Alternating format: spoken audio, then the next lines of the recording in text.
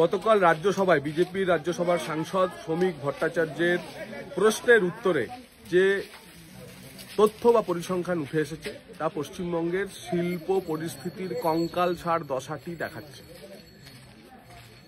আমরা জানতে পারলাম যে 2019 থেকে 2024 সালের মধ্যে পশ্চিমবঙ্গ থেকে 2227টি কোম্পানি তাদের রেজিস্টার্ড অফিস স্থানান্তর করে চলে গেছে, কলকাতা ছেড়ে দিয়েছে, পশ্চিমবঙ্গ ছেড়ে দিয়েছে।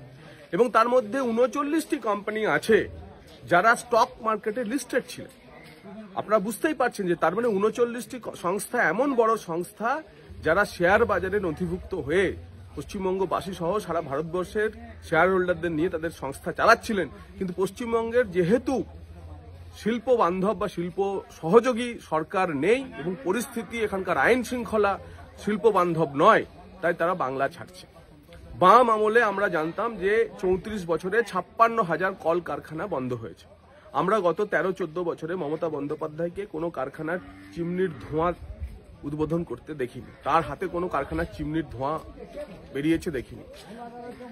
ইদানিং যেটা দেখলাম যে প্রায় 2,500 সব মিলিয়ে যে সংস্থা বা কোম্পানি তারা পশ্চিমবঙ্গ ছাড়ছে এবং এই কারণেই পরিযায়ী শ্রমিকও বাড়ছে, এই কারণেই পার ক্যাপিটা লোনও বাড়ছে এবং বাঙালি ক্রমেই অর্গানাইজ সেক্টরে বা সংগঠিত ক্ষেত্রে চাকরি ছেড়ে অসংগঠিত ক্ষেত্রের উপর নির্ভরশীল হয়ে যাচ্ছে। বাংলা শেষ হয়ে যাচ্ছে। এর থেকে পরিত্রাণের একমাত্র উপায় পুরো ব্যবস্থা বদলাতে হবে। বাংলার বদল চায় এবং পশ্চিমবঙ্গ থেকে তৃণমূলের বিতাড়ন চায়। বাংলার শিল্প পরিস্থিতি কিন্তু এমনটা ছিল না। স্বাধীনতার সময় ভারতবর্ষের ধনীতম রাজ্য ছিল বাংলা পার ক্যাপিটা ইনকামে, অর্থাৎ পশ্চিমবঙ্গের মানুষ দেশের সবচেয়ে বেশি রোজগার করত। আজকে 23তম রাজ্য রোজগারের দিক থেকে। একজন বাঙালি যা রোজগার করে 30টি কেন্দ্রীয় শাসিত অঞ্চল এবং রাজ্যের মধ্যে 23তম রাজ্য হচ্ছে পশ্চিমবঙ্গ। সবচেয়ে অবাক করার মতো বিষয় যে স্বাধীনতার সময় প্রায় শিল্প প্রোডাকশনের 24% যেত বাংলা থেকে, আর 2021 সালের ডেটা বলছে আমাদের economic contribution to the centre, অর্থাৎ আমরা মাত্র 3.5% শিল্পে কন্ট্রিবিউট করি। এবং সর্বশেষ ডেটা অনুযায়ী গত 10 বছরে সারা বিশ্বের যে বিনিয়োগ ভারতবর্ষে এসেছে তার 1% এসেছে পশ্চিমবঙ্গে। এই তথ্যগুলি বলা এই কারণে যে 2227টি যে শিল্প কারখানা বা কোম্পানি তাদের রেজিস্টার্ড অফিস পশ্চিমবঙ্গ থেকে গত 5 বছরে সরিয়ে নিয়ে চলে গেছে, তার প্রমাণ এটি। মমতা বন্দ্যোপাধ্যায়ের আমলে একটিও নতুন তাপবিদ্যুৎ কেন্দ্র তৈরি হয়নি, কারণ তাপবিদ্যুতের কোনো ডিমান্ড নেই। নতুন কলকারখানা হলে বাল্ক যে ডিমান্ড হয়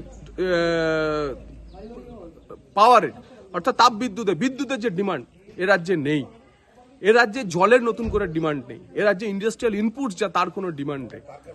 এবং এখান থেকে শুধুমাত্র আমরা এখন এমএসএমই যেটুকু যা রয়েছে, সারা জীবনের সঞ্চয় করে একজন পিতা তার পুত্রকে একটি কিছু ছোট ব্যবসা করে দিচ্ছে, আর না হলে এই পুরো তন্ত্র হয়ে গেছে সিভিক তন্ত্র, civic police, civic teacher, civic ডাক্তার, আর ভেঙে পড়া আইন শৃঙ্খলা পরিস্থিতি। এই ব্যবস্থার সম্পূর্ণ বদল তখনই সম্ভব পশ্চিমবঙ্গের কি নেই এখানে পর্যাপ্ত জল, জমি আছে, খনিজ পদার্থ ভরপুর এবং স্কিল্ড লেবার। এত কিছু থাকার পরেও আমরা শিল্পে পিছিয়ে যাচ্ছি, বিদেশি বিনিয়োগ আসছে না। তার কারণ এখানে একটি সুন্দর সরকার নেই, এখানে একটি ব্যবস্থিত সরকার নেই, এখানে একটি সুশাসন দেওয়ার মতো মুখ্যমন্ত্রী নেই। এ ব্যবস্থা তখনই বদলাবে যেদিন ভারতীয় জনতা পার্টি এখানে ক্ষমতায় আসবে। উপরে দিল্লিতেও নরেন্দ্র মোদীর সরকার, ভারতীয় জনতা পার্টি, যার একটা নির্দিষ্ট শিল্পনীতি আছে, এবং পশ্চিমবঙ্গের গত 13 বছরে আজ পর্যন্ত শিল্পনীতিই তৈরি হলো না। শিল্পের যে উৎসাহ ভাতা ছিল সেই শিল্পে উৎসাহ ভাতা তৈরি হলো না। বুদ্ধদেব ভট্টাচার্য 2011 সালে যখন সরকার ছেড়ে গেলেন সেই সময় 15,000 কোটি টাকার ইনভেস্টমেন্ট এসেছিল। আজ পর্যন্ত গত 13 বছরে 12-13 সালের এ রাজ্যে 124 কোটি টাকার ইনভেস্টমেন্ট এসেছিল, বার্ষিক ইনভেস্টমেন্ট এসেছিল 124 কোটি টাকা। তারপর থেকে শিল্পে উৎসাহ ভাতাটাও তুলে দিয়েছে। এমনকি ক্ষুদ্র মাঝারি শিল্পের জন্য শিল্পে উৎসাহ ভাতা নেই। যে রাজ্যে শিল্পনীতি নেই, জমি নীতি নেই, সরকার জমি অধিগ্রহণের জন্য সাহায্য করে না, সে রাজ্যে শিল্প আসতে পারে না। এবং বাংলার ভবিতব্য যে 5 বছরে যে 2,500 কোম্পানি পশ্চিমবঙ্গ ছেড়ে চলে গেছে, আরও আগামী 5 বছর যদি তৃণমূলের হাতে থাকে তাহলে এই সংখ্যা 25,000 হতে, অর্থাৎ এখানকার সমস্ত শিল্প বাংলা ছেড়ে চলে যেতে আর বেশি সময় লাগবে না।